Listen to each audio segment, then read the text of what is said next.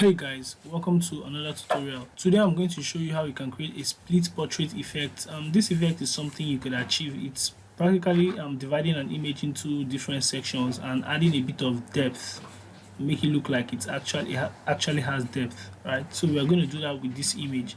And the first thing I want to do is I've created a document. I've called it split portrait effect. So I brought in my image, which is a PNG image without a background, because that will work perfect for this. So you could use any of the methods I've shown you with my previous tutorials on how to create remove backgrounds from images to extract the image from the background using your preferred image. And then the next thing you want to do is cut out the areas you don't need. In this case, I want this to stand. I want this area to stand. So for this area to stand, I'm going to take out some parts of it. So I'm going to use something like the B-spline effect and just draw an area around the image, the area I want to keep, or rather I'll draw around the area I want to delete, and I'll join it right back here. Then I'll hold my shift and select the image, and I'm going to do what we call a back minus front. With the back minus front effect, I'm able to delete the areas and keep the back image, right? So with this, next thing I want to do is go to my effect and say flatten, so that the effect is permanent, right? So the crop is applied. Now the next thing I want to do here is I want to split the face. Select your B-spline tool and go around the image. So in this case, I'm just going to do something that goes around like this. I want the split to be dramatic, so go around here and join here. So I'm going to use this shape I created, hold shift, select the other image, the main image, and I'm going to do an intersect, right? So with an intersect option, I've basically intersected, I've generated that part of the face, right? But I would also need to remove that same part of the face from here, from this original shape. So I'm going to still select that shape I created, hold shift, select the original image, and this time around I'm going to do back minus front. Now remember, this object is in front, so when you do back minus front, it retains the back object and subtracts the areas that the object in front touches, as well as the object in front. So just do back minus front and it takes it out. So now we have this area like this, you see that, and this. So select this one and go to effect and flatten it as well. So do the same thing for this, go to effect, flatten. Now you have just these two images. So with what we have right here, the next thing is to do is just push this one out a bit. Then for this one, we are going to work on adding something around it. So we are still going to use the B-spline tool and create like a shape like so. You don't really have to follow this part, but so this is where we get creative and join it there. Now when you're working with B-spline tools, if you really want to get a sharp edge, you have to draw two nodes closer to each other. That way you're going to achieve something a bit flat, a bit pointy.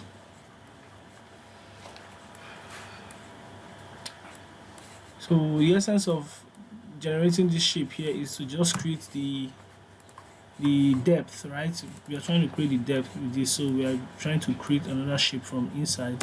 Now this shape we created, we are going to give it a color, a feel. So we are going to pick our color eyedropper tool and look for one of the lighter places, lighter areas of the face, probably like the ears here, but somewhere close, maybe the ears or anywhere, or maybe the nose, and take that shade and apply here. You can see that having applied the color to it, let's just test out another color. Let's make this color lighter. So hold your control and mix it with white a bit, make it a bit lighter. Now we need to darken the other edges of this area, which is this other edge here. So what we are going to do is we are going to generate or use the same shape. So just select the shape, do Ctrl C and Ctrl V. So now we have two of these shapes, and then for this second one, mix it with black to make it darker. Hold down Ctrl and mix your black.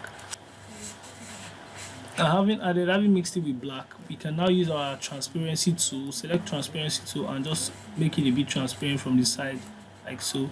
So you could leave the edges to be transparent, but you could leave the edges to be opaque, but this other edge here should be transparent like that. So with this, you've practically achieved what you can achieve. And then another thing we could do to this is we could select this and you can right click on it and say power clip inside this one, the original one. And you could also go to fit content and say center, so it balances very well. Then you can also go to edit this, select this object, go to edit, and inside that you select the shape and remove the outlines by right clicking on this, or go to your properties bar and say none, and then you come right outside. To come outside, all you need to do is click on finish, or you hold Ctrl and click outside, brings you back outside. Then you select this one you've done already, and I want to separate the outline. From the object. So you do a Ctrl Shift Q to break the outline apart from the object. So that way the outline is now separated. You can do that with your Ctrl Shift Q as a shortcut, or you could go to object, and under object you look for convert outline to object, Ctrl Shift Q. So when you do that, it converts the outline to an object. Now that we've done that, we need to trim off these edges, the edges on the opposite side. So to do that, we could use our B-spline tool again, and this time around select, just create a shape that passes through, right? So we're just going to use the shape to split out the outline. So do this once you get to the end and join it back here. Then hold your shift, select the shape, the object that you converted, the outline you converted, hold shift, select it, and then hit trim, or you could also hit front, back minus front. That way everything goes off. So now we have just some parts of the outline remaining. So for this part, we're going to modify it. We're just going to, this is a longer process. You could just use a straight line to do this, but it doesn't really matter at this point. So we modify, we delete and adjust till we get what we are looking for.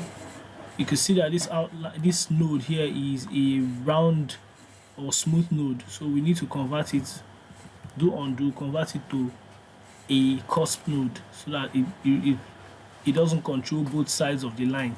So you can grab this controller and then bend it inside so it follows the outline.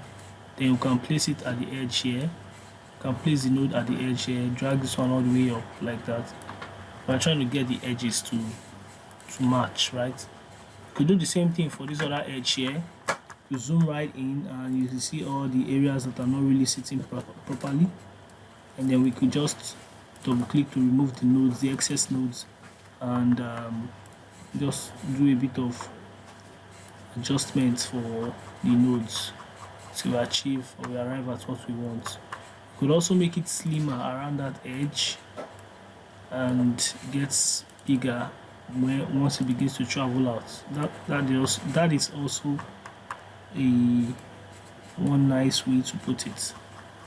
Make it slimmer at the edges, thinner at the edges, by removing the excess nodes and using the controllers to shape it, to drag it inside.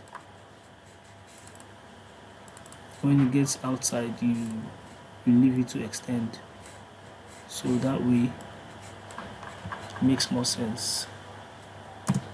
Something like this. So now that we've done this, now that we've added this outline, we're going to change it and we're going to give it a color similar to the color that we've used here before. So use our just come down here and select this color, and we can mix it with a little bit of white or yellow. Let's use white. Let's try white. White looks cool, so mixing it with white looks cool. So we'll have something like this with the white effect. So we'll bring this other one here and we'll drop it somewhere around here. You could also rotate it if you like, so it doesn't really sit proper. It kind of like feels bent a bit. You rotate it whichever way you like. You do it this way, you could do it that way. You could straighten it. Everything is all on you. So you can have it like this, and you could just select the same outline we used here and do a Ctrl D to duplicate it and drag it all the way to this place and position. And we could also bend it to fit this place.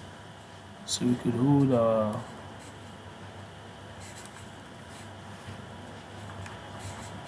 but in this case it's going to give us a lot of trouble, so let's just delete it and use a B-spline. So select your B-spline, click here from the beginning, just trace a line, trace your B-spline along the face to achieve that shape.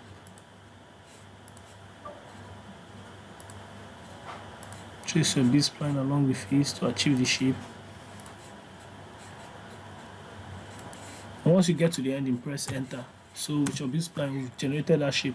Then you can do your Ctrl Shift Q to convert it to curve, and you could now delete some of the excess edges and make it more perfect. Delete the excess edges, make it sharper at the edge, and do your adjustments.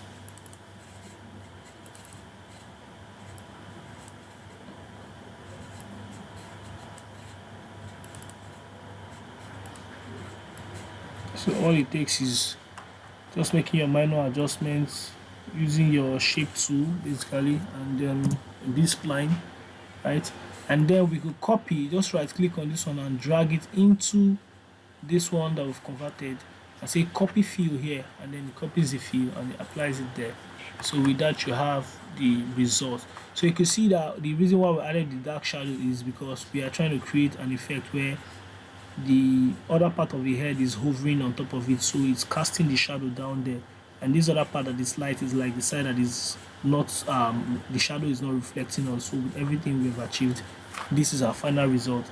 We could do some fine tuning. We could maybe add a little bit more lightness to this one to achieve the effect that we really want. So you can see with this we have a very solid result for the split portrait effect.